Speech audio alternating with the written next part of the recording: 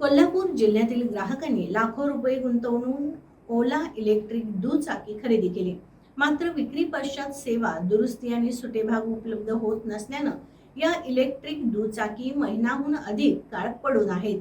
या पार्श्वभूमीवर महाराष्ट्र नवनिर्माण सेनेनं आक्रमक भूमिका घेत शिवाजी उद्यमनगरमधील मुख्यालयासह रंकाळा टॉवर, गारगोटी, पेठ, वडगाव, वारणानगर, आजरा येथील शोरूमवर आंदोलन केलं. या आंदोलनामुळे कोल्हापुरातील सर्व ओला इलेक्ट्रिक शोरूम सध्या बंद ठेवण्यात आले आहेत. कोल्हापूर जिल्ह्यातील ग्राहकांनी लाखो रुपये गुंतवून ओला इलेक्ट्रिक दुचाकी खरेदी केली. मात्र विक्री पश्चात सेवा, दुरुस्ती आणि सुटे भाग उपलब्ध होत नसल्यानं या इलेक्ट्रिक दुचाकी महिनाभर अधिक काळहून पडून आहेत. या पार्श्वभूमीवरती महाराष्ट्र नवनिर्माण सेनेनं आक्रमक भूमिका घेत शिवाजी उद्यमनगरमधील मुख्यालयासह रंकाळा टॉवर, गारगोटी, पेठ, वडगाव, वारणानगर, आजरा येथील शोरूमवरती आंदोलन केलं होतं. या आंदोलनामुळे कोल्हापुरातील सर्व ओला इलेक्ट्रिक शोरूम सध्या बंद ठेवण्यात आले आहेत.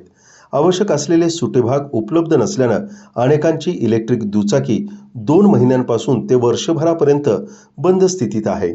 यामुळे ग्राहकांना आर्थिक नुकसान आणि बँक कर्जाचा ताण सहन करावा लागत आहे. ही वस्तुस्थिती मनसेचे राजू जाधव आणि आंदोलकांनी मुंबईहून आलेले मनोज गायकवाड, रोहित धोंडे यांच्यासह पथकाकडे प्रकर्षानं मांडली. त्यानंतर या पदाधिकारी वर्गानं माफी मागत सत्वर सेवा देण्याचं आश्वासन दिलं. यानंतर मनसेच्या वतीनं राजू जाधव, अतुल भालकर, वकील प्रमोद दाभाडे यांनी आंदोलन ग्राहकांच्या सोयीसाठी तूर्त स्थगित केल्याचं जाहीर केलं. यावेळी परशुराम चव्हाण, धीरज घोडके, सुरेश आदिमानी, राजेंद्र सूर्यवंशी, मोहसिन बागवान या मनसैनिकांसह अन्य ओला ग्राहक उपस्थित होते.